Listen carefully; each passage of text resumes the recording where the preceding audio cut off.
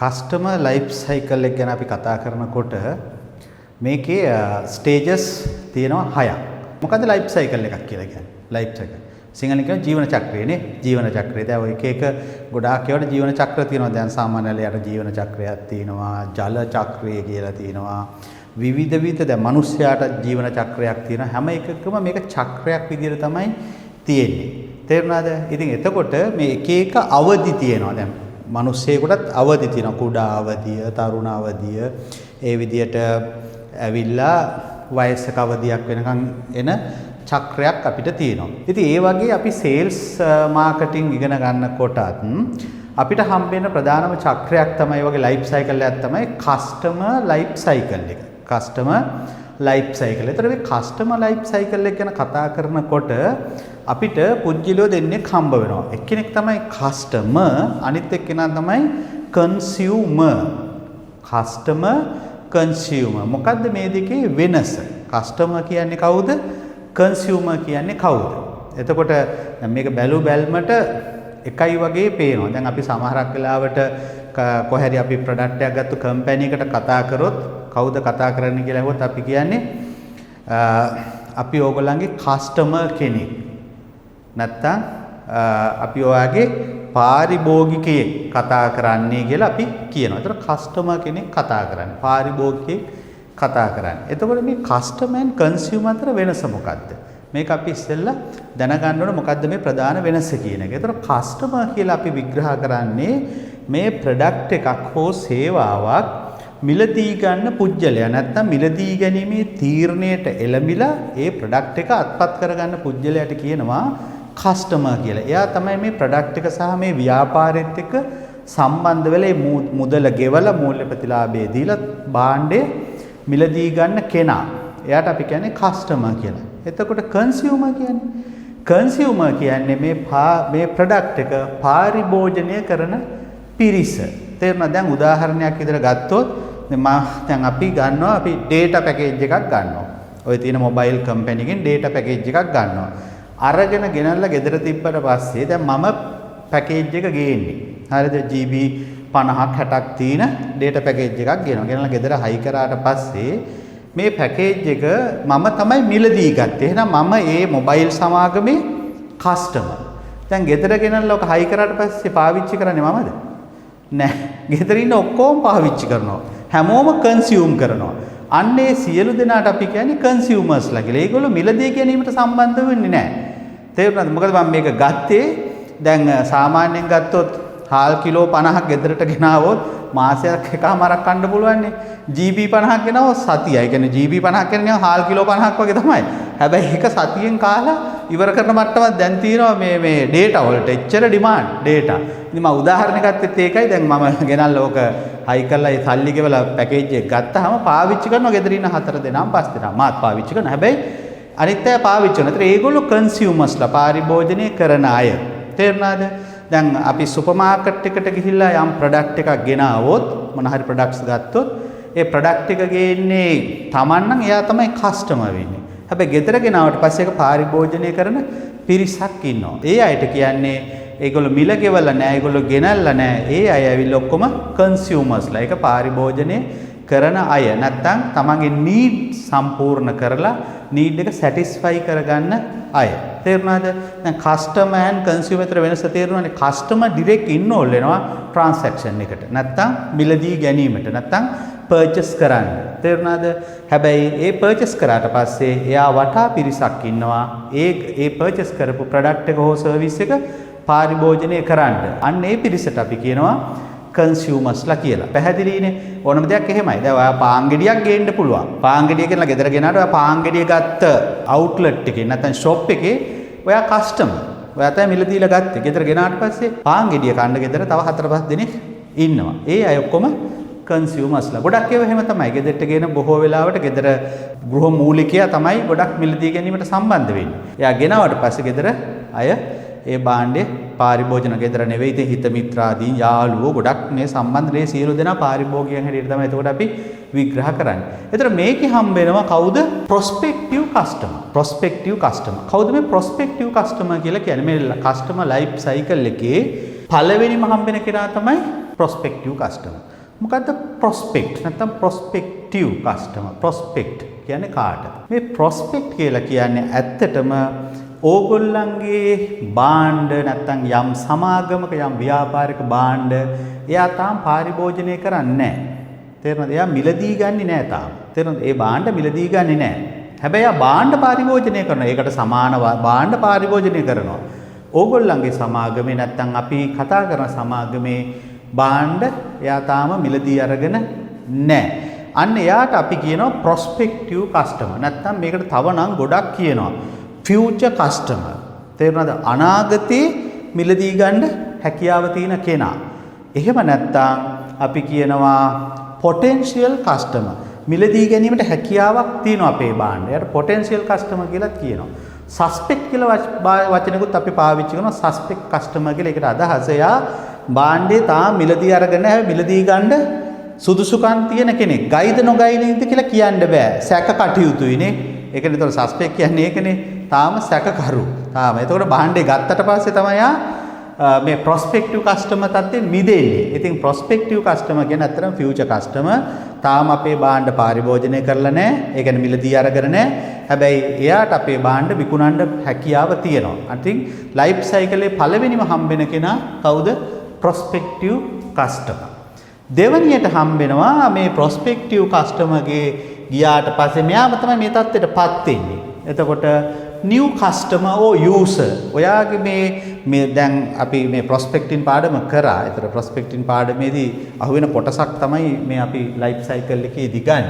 එතකොට දැන් මෙතනදී මේ prospective customerට salesman කෙනෙක් නැත්තම් ආයතනයේ මේ භාණ්ඩය කොහොම හරියට විකුණනවා. නැත්තම් එයාට මිලදී ගන්න සලස්සනවා. අන්නේ මිලදී ගත්තට පස්සේ එයා මේ product එක අරගන්නවා.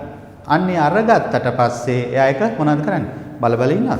ඒක පාරිභෝජනය කරන ෂර්ට් එකක් ගත්තොත් අඳි, ඔරලෝසුවක් ගත්තොත් ඒ මතේ බඳි, කෑමක් ගත්තොත් කයි නේද? ඒ දේවල් එකේ භාණ්ඩේ ඒ අදාළ විදිහට පාරිභෝජනය කරනවා. අන්න පළවෙනි වතාවට එයා ඒ භාණ්ඩය අරන් පාවිච්චි කරොත් අපි යාට කියනවා new customer නැත්තම් new user කෙනෙක් බවට පත් වෙනවා. එතකොට අපි හිතමු ඔයාගේ භාණ්ඩ, ඔයාගේ product එක ගොඩක් මෙයාට ඔයාගේ need එක satisfy කරා. එයාගේ ප්‍රශ්නට solution එකක් හම්බුණා ඒ product එකේ. දැන් මොකද වෙන්නේ? එයා මේ product එක දැන් මිලදී ගන්නවා ඊළඟට. දැන් පළවෙනි පාර මිලදී ගත්තා පස්සේ ආය repeat purchase එක සිද්ධ වෙනවා.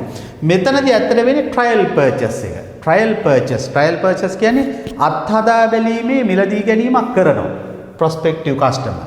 ඒ මිලදී ගැනීම කරපු ගමන් එයා new customer කෙනෙක් බවට පත් වෙනවා. ඒ කියන්නේ new customer කියනකොටම ඔයගොල්ලන්ට තේරෙනවා මෙයා තමයි භාණ්ඩේ මිලදීලා අරගෙන තියෙන්නේ කියන එක නේ. customer නේ consumer නෙවෙයි customer. ඊට පස්සේ මේ භාණ්ඩේ මිලදී ගත්ත කෙනා මේ භාණ්ඩේ තිබිච්ච product එකේ තිබිච්ච benefit ඒ කියන්නේ ඒ features වලින් ලැබිච්ච benefit එකට එයා satisfy. දැන් ඉතින් වෙළඳපොළට ගියාම ඒ නම කියලා ඒ භාණ්ඩේ ඉල්ලනවා. දැන් මෙයා නිතර මිලදී ගන්නකොට එයා වෙනවා active customer or user. active customer. දැන් එයා ඒ අදාළ product එකත් එක්ක ඉන්නවා. ඒක නිසා එයා වෙළඳපළේදී එයා මිලදී ගන්නකොට ඒ product එකේ brand එක එයා මිලදී ගන්න. ඒතර එයා active customer කෙනෙක් බවට පත් වෙනවා. මේ product එක දිගින් දිගටම පාවිච්චි කර යනකොට මේ brand එක, මේ product එක, මේ service එක ඕනම එකක්. හරිද? මේක පාවිච්චි කර යනකොට එයාට තේරෙනවා තමන්ට උපරිමයෙන් තමන් බලාපොරොත්තු වෙන තමන් මිලදී ගත්ත product එකෙන් තමන්ගේ ප්‍රශ්නෙට හොඳටම solution එක හම්බ වෙනවා. ඒ කියන්නේ එයා නිතරම හැම purchase කරපු වාරයක් පාසා satisfy වෙනවා. තේරුණාද? එයාගේ need එක fulfill වෙනවා. එතකොට එයා මොකද කරන්නේ? ඒ brand එකත් එක්ක දිගට ඉන්න පටන් ගන්නවා. ඒ brand එකත් එක්ක දිගට යන කාලයක් purchase කරනවා. දැන් අවුරුද්දක් දෙකක් තුනක් කොහොම purchase කර යනවා. යනකොට එයාට මේ product එක නැතුව බැරි වෙනවා. ඒ product එකම ඕන වෙනවා. අන්න ඒ தත්ත්වයටපත් වෙච්ච කස්ටමර්ට කියනවා repeat or loyal customer or user කියලා. ඇත්තටම මේකට කියන වචනේ තමයි loyal customer. ඒ කියන්නේ එයා ඒ product එක නැත්තම් වෙන product එකක් purchase කරන්නේ නැති level එකටපත් වෙනවා. එහෙම ඒවා තියෙනවා. සමහර products තියෙනවා. දැන් සමහර වෙලාවට සමහරු shave කරන razor එක. ඒක නැත්තම් වෙන brand එකකට යන්නේ සමහරක් වෙලාවට ඒක හොයාගෙන කඩ කීපයකට යනවා. සමහරට ෂේව් නොකර ඉන්නවා. රැවුල කපන්න නැතුව ඉන්නවා අර බ්‍රෑන්ඩ් එක හම්බ වෙනකන්. සමහර අය එහෙමයි. අන්න ඒ කස්ටමර්ට කියනවා ලෝයල් කස්ටමර් කියලා. ඕගොල්ලන්ට ඇති. ඒක එනකන් ඉන්නවා සමහරලාට මේ සතිය බඩුව ආවේ නැහනේ. කමන්නේ මං එහෙනම් ඊළඟ සතියේ එන්න බඩුව අහම් පොඩ්ඩක් අපිට කියන්න. ඇයි? ඒකමයි ගන්න. සමහරක් වෙලාවට සමහර සහල් වලට හුරු වෙලා තියෙනවා. තේරෙනවා? සමහර රේසර්, සමහර සබන්, දත් බෙහෙත් වර්ග, විවිධ සමහර ෂර්ට්ස් වල බ්‍රෑන්ඩ්ස් විවිධ ඒවට පුජ්‍යලයෝ හුරු වෙලා තියෙනවා. එයා ඒක බ්‍රෑන්ඩ් එක වෙනස් කරන්න කැමති නැහැ. ඒක ස්විච් වෙන්නේ නැහැ. තව බ්‍රෑන්ඩ් එකකට ස්විච් කරන්නේ නැහැ. කියන්නේ මාරු වෙන්න යන්නේ නැහැ. මේකම හොයනවා. සමහරක් වෙලාවට අපි හිතමු කාලයක් ප්‍රොඩක්ට් එක මාකට් එකේ නැහැ. අරක එයි කියලා හිතේ තියාගෙන සමහරක් වෙලාවට මොකද කරන්නේ? අර එදිනෙදා පාවිච්චිය සඳහා ප්‍රොඩක්ට් එකෙන් කොටස අරගෙන යනවා. මොකද අනිත් බ්‍රෑන්ඩ් එක පාවිච්චි කරන්න කැමැත්තක් නැහැ. මේ බ්‍රෑන්ඩ් එකට එච්චර ලෝයල් වෙලා ඉන්න නිසා. තේරුණාද?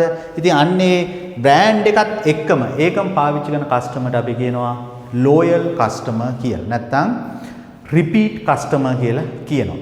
ඉතින් අපි හිත මේ යම් ප්‍රොඩක්ට් එකක් එයා පාවිච්චි කරනවා. පාවිච්චි කර ඉන්නවා. ඒතකොට ඉන්නකොට අපි හිත වෙළඳපොලේ ඒ ප්‍රොඩක්ට් එකේ හිගියක් ආවා. වෙළඳපොලේ හිගියක් ආවා. ඉතින් පහුගිය කාලවල ඕනතරම් ප්‍රශ්න තිබුණා වෙළඳපොළ වල භාණ්ඩ ඔය දැනටත් එහෙමයි. දැන් ඉතින් ඔය ඉරාන් වෝ එක තියෙනවා, යුද්ධය තියෙනවා. සමහර ප්‍රොඩක්ට්ස් එන්නේ නැහැ. තේරුණාද? ඔහොම දැන් කොරෝනා කාලේ ඒ පීරියඩ් එකේ සමහර ප්‍රොඩක්ට්ස් නැතුව ගියා. අවුරුදු ගානක් දේශපාලනික අස්ථාවරභාවයන් නිසා, ඩොලර් සංචිත අඩුවීම නිසා සමහර මිලදී ගැනීම සමහර ප්‍රොඩක්ට්ස් ලංකාවට ආවේ නැහැ. එතකොට උනේ මොකද? මේගොල්ලෝ අපි හිතමු ප්‍රොඩක්ට් එකේ නැති කාලයක් තියෙනවා. එතකොට තියෙන ඕල්ටර්නේටිව් ප්‍රොඩක්ට් එකක් පාවිච්චි කරනවා. අපි හිතමු පාවිච්චි කරා. එයාට ඒක හොඳ වුණොත් මොකද කරන්නේ? මේ ප්‍රොඩක්ට් එක අතාරින්න පුළුවන්. තේරුණාද? අතාරින්න පුළුවන්. අතෑරලා අර අනිත් ප්‍රොඩක්ට් එකට හුරු වෙන්න පුළුවන්. එන්නේ ඒ අයට කියනවා ලැප්ස් කස්ටමර් ඕ යූසර් කියලා. ඉතින් මේක මෙහෙමත් වෙන්න පුළුවන්. අපි හිතමු බ්‍රෑන්ඩ් එකකට හෝ ප්‍රොඩක්ට් එකකට කස්ටමර් කෙනෙක් හොඳටම හුරු වෙලා ඉන්නවා. එයා ලෝයල් කස්ටමර් කෙනෙක්. දැන් ටික කාලෙක ඉඳලා එයාට තේරෙනවා මේ ප්‍රොඩක්ට් එක තමන් බලාපොරොත්තු වෙන බෙනිෆිට්ස් තමන්ගේ ප්‍රශ්න විසඳුම් හම්බෙන්නේ නැහැ. එයාට යම් තේරෙනවා ටික දවසක් යනකොට. ඉතින් ඊට පස්සේ බලලා ඉවරලා වෙන බ්‍රෑන්ඩ් එකක් try කරනවා. දැන් ඇඩ්වර්ටයිස්මන්ට් යනවා, සේල්ස්මන්ලා ගිහිල්ලා කියනවා මේක හොඳයි අරිට වඩා. එහෙම වෙලා යම් දවසකදී ඒ භාණ්ඩේ පාවිච්චි කරනවා. පාවිච්චි කරනකොට කියනවා මම මෙච්චර කල් පාවිච්චි කර එකට වඩා දැන් එක හොඳයි කියලා හිතෙනවා. හිතච්ච ගමන් මොකද වෙන්නේ? හිතච්ච ගමන් එයා මේ බ්‍රෑන්ඩ් එකට මාරු වෙන්න පුළුවන්. එහෙම වුණොත් මෙන්න මේ බ්‍රෑන්ඩ් එකේ හිටපු කෙනා ලැප්ස් කස්ටමර් කෙනෙක් බවට පත් වෙනවා. ලැප්ස්. ඒ කියන්නේ එයා දැන් ගන්නෙ නෑ. එච්චර ආසාවක් නෑ. අනේ අර අනිත් බ්‍රෑන්ඩ් එක හොඳයි, අනිත් ප්‍රොඩක්ට් එක හොඳයි කියලා බොහෝ වෙලාවට කරන්න පුළුවන්. මෙන්න මේක මේ විදි දිගින් දිගට උනාට පස්සේ inactive or abandoned customer කෙනෙක් බවට පත් වෙනවා සමාගමේ. එතකොට වෙන්නේ නැවත එයා prospective customer. ඒ ඕගොල්ලන්ගේ භාණ්ඩ මිලදී ගන්න නැති customer කෙනෙක් වෙනවා. ඕගොල්ලන්ගේ නැවත සයිකල් එක විතරයි. එතකොට නැවත ආයෙ මොකද කරන්නේ? දැන් ඊයේ පෙරේද උනා මම මේ කල්පනා කරේ බැංකුවකට. ඉතින් ඇත්තටම මේ මම ගොඩක් ගනුදෙනු කරපු බැංකුවක්. ඒ බැංකුවත් එක්ක ගනුදෙනු කර ඉන්නකොට ඉතින් මම ඒගොල්ලන්ගෙන් යම් පහසුකමක් ඉල්ලුවාම කස්ටමර් සර්විස් එක හොඳ නැතුව ගියා. තේරුණාද? මම ලෝයල් වෙලා හිටියේ. ඒකේ සේල්ස්මන් මම කවදාක ගනුදෙනු කරන එක සේල්ස්මන් කෙනෙක් ඇවිල්ලා මට ඒ බැංකුවේ දේවල් කියලා ඒ ප්‍රොඩක්ට් විකුණන බැංකුවේ ක්‍රෙඩිට් කාඩ් එහෙම විකුණන. ඉතින් මම ඒ කාඩ් එකක් පාවිච්චි කරා.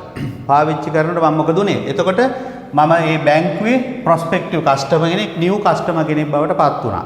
පත් වෙලා ඉතින් ඒගොල්ලන්ගේ කාලයක් අවුරුදු 10ක් 12ක් විතර මේක පාවිච්චි කරනවා. ඉතින් පාවිච්චි කරලා ඉතින් ඒක ඉතින් මම ලෝයල් කස්ටමර් කෙනෙක් වෙලා හිටියේ. හිටියට පස්සේ වෙනත් බැංක් එකක පහසුකමක් එක්ක බලනකොට මේගොල්ලෝ ඒ පහසුකම දෙන්න එච්චර කැමැත්තක් නැහැ. ඇයි? කස්ටමර් සර්විස් එක බොහොම දුර්වලතාවයක තිබුණා. දුර්වලතාවය නිසා මට තේරුණා මේ බැංකයත් එක්ක ඉන්නට වඩා හොඳයි මේ බැංකුවට මාරු වෙන්නේ. එතකොට මොකද උනේ? මම මේ අදාළ බැංකුවේ ලෝයල් කස්ටමර් බේස් එකකින් නැහැ දැන් ලැප්ස්, දැන් ඉන්ඇක්ටිව්. තේරුණාද? එතකොට ආපහු දැන් මම ප්‍රොස්පෙක්ටිව් කස්ටමර් කෙනෙක්. එතන මේ බැංකුවේ සේල්ස්මන් කෙනෙක් ඇවිල්ලා ආයෙ මොකද කරන්න ඕන මාව? නිව් කස්ටමර් කෙනෙක් බවට පත් කරන්න ඕන. දැන් පැහැදිලිද? එතකොට ওই විදිහට තමයි මේ ලයිෆ් සයිකල් එක හැදෙන්නේ. අනිත් එක දැන් ඕගොල්ලෝ සේල්ස් කරන අය හැටියට මේකත් හොඳට මතක තියාගන්න. ප්‍රොස්පෙක්ටිව් කස්ටමර් කෙනෙක් ඒ කියන්නේ ඒ අදාළ ව්‍යාපාරයත් එක්ක සම්බන්ධ නැති කස්ටමර් කෙනෙක් සේල්ස්මන් කෙනෙක් පුදුම මහන්සියක් දරලා කස්ටමර් කෙනෙක් බවට පත් කරනවා. තේරුණාද? 4-5 ගමනක් ඇවිල්ලා කතා කරලා ලේසි නෑ. ඔය බැංක් වල තියෙන ප්‍රොඩක්ට්ස් විකුණන ලේසි නෑ. ඒ සේල්ස්මන්ලා සර්විස් වලට අදාළෝකනේ. එතකොට ඒ ප්‍රොඩක්ට් විකුණන කලේ ඇවිල්ලා කොහොම හරි කස්ටමර් කෙනෙක් බවට පත් කරනවා. පත් කරලා මෙතන මේ සේල්ස්මන් සෑහෙන කාලයක් හදාගත්තු කස්ටමර් කෙනෙක් අර කස්ටමර් සර්විස් එකේ ප්‍රොඩක්ට් එකේ ප්‍රශ්නයක් ආපුවම මොකද වෙන්නේ? නිකම්ම ලැප්ස් කස්ටමර් කෙනෙක් බවට පත් වෙනවා. ඊට පස්සේ ඉන්ඇක්ටිව් වෙනවා. ඊට පස්සේ ඉතින් ආයෙ සේල්ස්මන් කෙනෙක් පුදුම වෙහෙසක් දරන්න ඕන. මෙයා කස්ටමර් කෙනෙක් වෙද. ඉතින් ආපු ගමන් බයිනවා. ඔයා මෙහෙම ජරා වැඩක් කරා ඔයගොල්ලෝ බැංක් එකකින් මට හදිස්සි වෙලාවේදී මම මෙහෙම දෙයක් කිව්වා. 7-5කට ගණන් ගත්තේ නැහැ. ඕගොල්ලොත් එක්ක ආපි ආයේ නැහැ. ඉතින් අර සේල්ස්මන් ඒගොල්ලන්ගේ නැවත බෙනිෆිට්ස් ඒවා දීලා කොහොම හරි මෙයා නැවත කස්ටමර් කෙනෙක් බවට පත් කරන්න උත්සාහ කරනවා. ඉතින් වෙන්න පුළුවන්. කස්ටමර් කෙනෙක් වෙන්න පුළුවන්. සමහරක් වෙලාවට වෙලා ඉන්න පුළුවන්, ලෝයල් නොවෙන්න පුළුවන්. මේ ලයිෆ් සයිකල් එක තුල බොහෝ දේවල් වෙන්න පුළුවන්. ඉතින් සේල්ස් කරන ඔබ බොහොම පරිස්සම් වෙන්න ඕන. මොකද අපි මේක කතා කරන්නේ මේ කස්ටමර් කෙනෙක් කොහොමද ප්‍රොස්පෙක්ටිව් කස්ටමර් කෙනෙක් වෙලා ලෝයල් වෙලා යා නැති වෙලා යන චක්‍රයක් තමයි තියෙන්නේ. ඉතින් මෙතන රඳව ගන්න ඉන්න පුළුවන් නම් ඕගොල්ලන්ට ලෝයල් කස්ටමර් කෙනෙක් විදියට කොච්චර වැදගත් වෙනවද? මේ ගැන ගොඩක් ඔයගොල්ලෝ සැලකිලිමත් වෙන්න ඕනේ. ඉතින් අපි ඇත්තටම ඔය කස්ටමර් සර්විස් එක, මාකටිං, සේල්ස් ඔය ඔක්කොම එකට සම්බන්ධ ඩිපාර්ට්මන්ට්. ඒක නිසා සේල්ස් අයට සේල්ස් ඩිපාර්ට්මන්ට් එකේ කොටසක්ම තමයි මේ කස්ටමර් සර්විස් එහෙම කියන්නේ. ඉතින් ඒක නිසා ඒ අදාළ නිලධාරීන් සේල්ස් පැත්තෙන් බලලා වුණ බොහෝ වෙලාවට කස්ටමර්ව පරිස්සම් කරගන්න අවශ්‍ය වෙනවා. ඉතින් ඒක නිසා ඉතා වැදගත් කොටසක් තමයි මේ කස්ටමර් ලයිෆ් සයිකල් කියන්නේ. මේක ඕගොල්ලෝ හොඳට ප්‍රගුණ කරන්න. මේ මාතෘකා ටික ඕගොල්ලෝ හොඳට දැනගත්තට පස්සේ ඕගොල්ලන්ට ඇඩිෂනල් නොලෙජ් එක හොයාගන්න පුළුවන්. දැන් මේක දන්නවනේ මොකද්ද කියන එක මම සරලව පැහැදිලි කරලා කිව්වා කොහොමද ලයිෆ් සයිකල් එක සිද්ධ වෙන්නේ කියන එක. ඉතින් ඒක නිසා කස්ටමර් තමයි සම්පූර්ණ ව්‍යාපාරයක පැවැත්ම තියෙන කස්ටමර් මත. ඉතින් ඒක නිසා කස්ටමර් ලයිෆ් සයිකල් එක ගැන අවබෝධයක් තියාගෙන අපි වැඩ කරන එක ඊටාම වැදගත්.